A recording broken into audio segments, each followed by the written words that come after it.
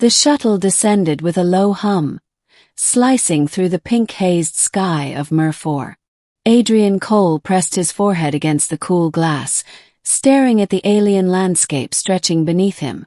Rolling hills covered in bioluminescent moss, rivers that glowed faintly turquoise, and spires of crystalline growths that looked like forests frozen in light.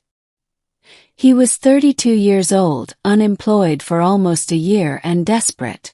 The Earth Federation Job Exchange had promised unique opportunities in frontier colonies, and when he saw the post about community integration specialists needed in a village on Mer 4, he applied before even reading the full description.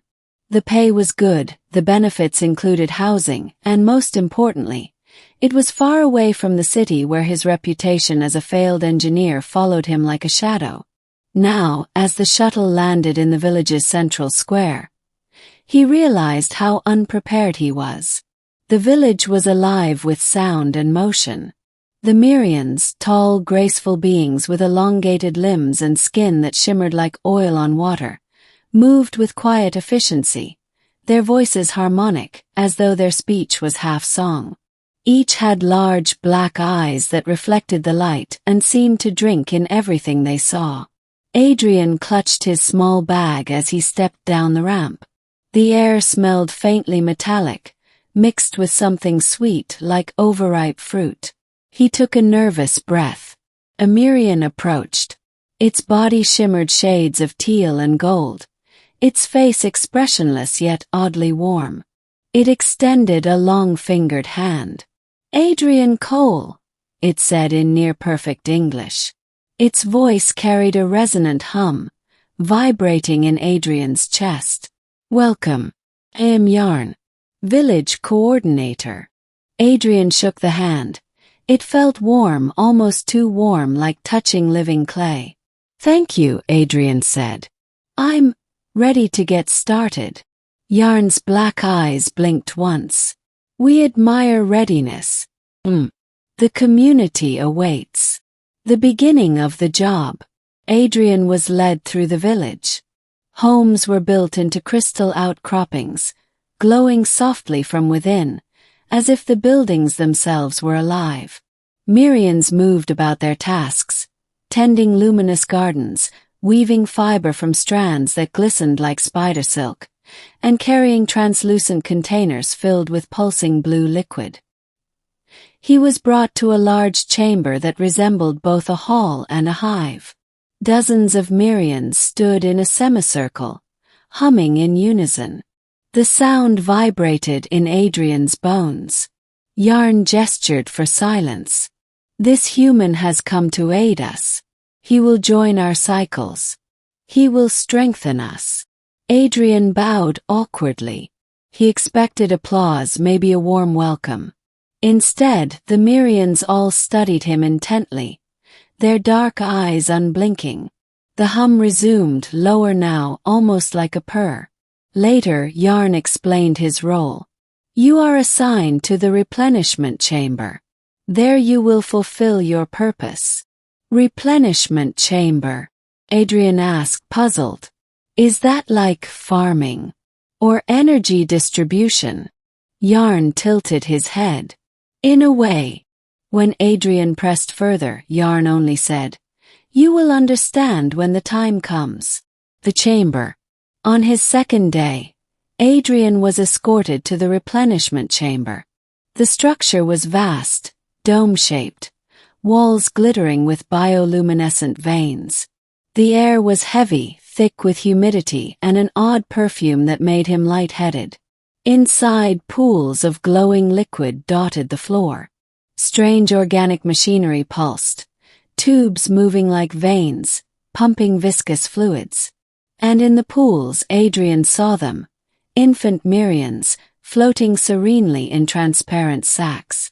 His heart skipped. "Are these babies?" Yarn stood beside him, voice calm. "They are future kin. We are a dwindling people. Our fertility has waned across cycles. The Federation knew this when they sent you. Your task is to help us replenish." Adrian blinked rapidly. "Wait, hold on. Are you saying, my job is to make babies? Yarn's black eyes reflected him like a mirror. Yes, not only with your body but with your essence. Human genetic resilience is rare. You were selected. Adrian stumbled back. I thought this was engineering work. Or teaching. Something normal. This is the most vital work, Yarn said almost sternly. Without new life, there is no future. Adrian felt dizzy. He remembered skimming the contract, too eager to escape Earth to care. Integration with local cycles and community continuity support. The phrases suddenly made horrible sense. You can't just use me as some breeding stud. Adrian snapped. But Yarn's voice remained calm, soothing. You misunderstand. It is not forced. You will choose. But once you witness, you may not refuse. Process. Over the next week, Adrian was shown the process. The Mirians did not reproduce sexually in the human sense. Instead, their young were grown in biogenic pools, seeded with genetic material. The Federation had discovered that human DNA, when blended with Mirian templates, corrected the fertility collapse. They needed him, not as a father in the traditional sense, but as a donor, a supplier of genetic spark. Still, it unsettled him. He lay awake at night in his crystalline dwelling, staring at the ceiling that glowed faintly with shifting colors. He had dreamed of escape, of adventure, of being useful again. But this was something primal, strange, and heavy with responsibility. Yet, as days passed, he saw the infants more closely. They were beautiful, tiny beings with translucent skin, glowing faintly as if filled with stars. When one pressed its tiny hand against the membrane of its sac, Adrian felt a pang in his chest. Life. Fragile, new, and depending on him. One evening, Yarn asked gently, "Do you still resist?" Adrian hesitated. "I don't know. Part of me feels used. But another part," he exhaled. "Another part feels like this is the most important thing I've ever done." Yarn's body shimmered in soft pinks, which Adrian had learned was a sign of approval. "Then you begin tomorrow." Transformation. The process was not invasive, at least not at first. Adrian was placed in a reclining pod, surrounded by soft lights and humming tones. Mirians collected his genetic samples, but also immersed him in what they called harmonic synchronization. He felt it immediately, a deep resonance in his body, as if every cell was vibrating in tune with the chamber. His thoughts blurred, his fears dulled, and he felt warmth spread through him. The first cycle produced 23 embryos. The Mirians celebrated with a feast of glowing fruits and resonant song. They sang Adrian's name into their harmonics, weaving it into their communal memory. For the first time in years he felt wanted.